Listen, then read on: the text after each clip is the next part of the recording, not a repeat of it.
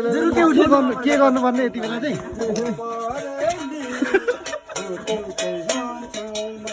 ट्याङ पारु ट्याङ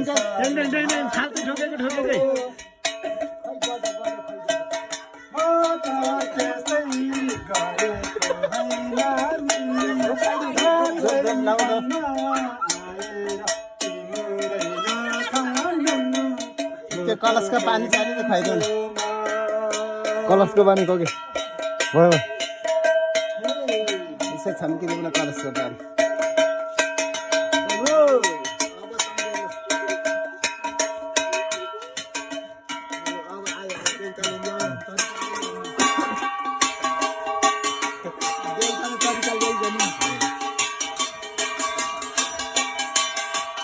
अर्को देउता झन् साह्रो खतरा भइसक्यो जस्तो छ